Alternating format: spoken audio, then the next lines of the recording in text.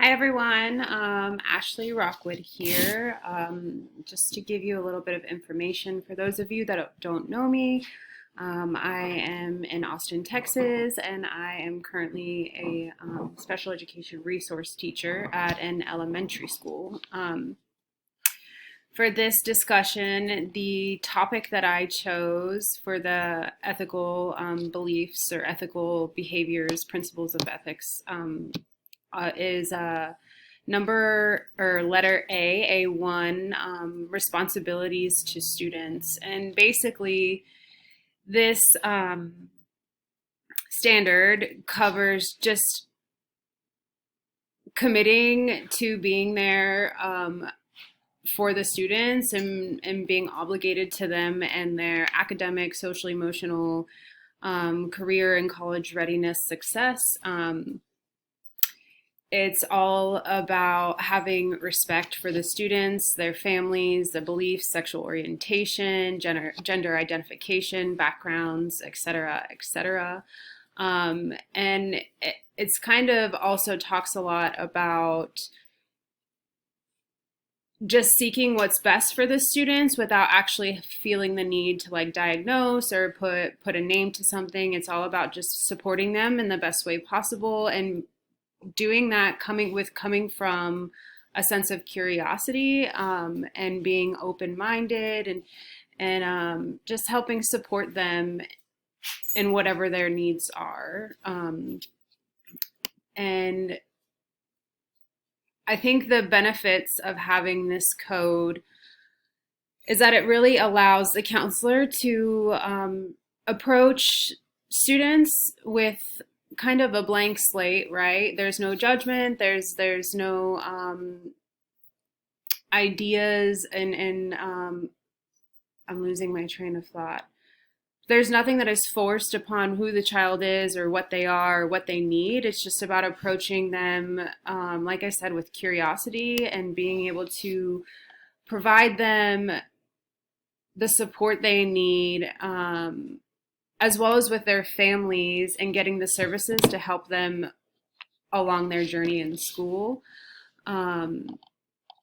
It also, I think this is important because it also talks about having the parents and acknowledging and including the parents in this journey and what they need and being really respectful of the students and what they need. And I think that something that I see a lot in campuses, or I have seen it on my campus, is that at the elementary school, I think some challenges that could come up with this anyways are specifically in the elementary school when you want to talk about gender identity, and sexual identity.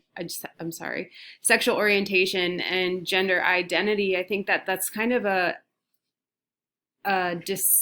that brings a little bit of discomfort, I think, to some elementary school counselors, especially the ones that I've worked with, because you don't typically see that in elementary school students. Or I think in the past it hasn't been such a big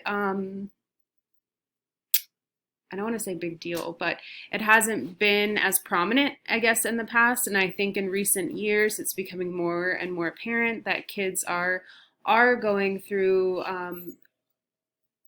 figuring out kind of what their sexual orientation is or their gender identity is. Currently at my school, we have a student who is transgender in second grade, and I know my counselor has been incredibly professional and ethical in the sense that she is actively seeking out trainings that are available for working with students, a part of the LGBTQIA community. And I think that's really powerful, but it can also be, like I said, incredibly challenging in the sense of trainings we have to wait for, and we might not know immediately like what the student is experiencing or how to react or work with the student and how to help promote some growth with them. So I think that this is something that could definitely come up, and especially with different cultural backgrounds too. I was just using the sexual orientation and gender identity because that's something that has come up recently, and my counselor also, in that sense, had invited me to some trainings. And I think it's,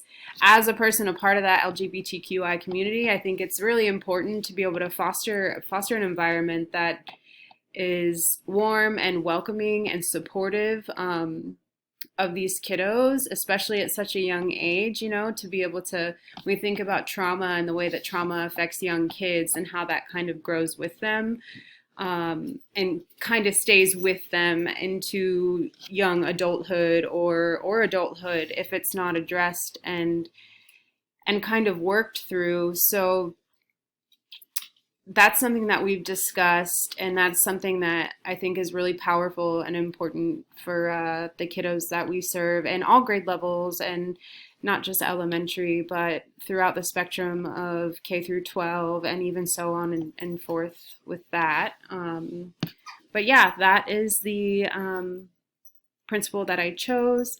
I hope you all have a great week, and I look forward to your responses. Bye.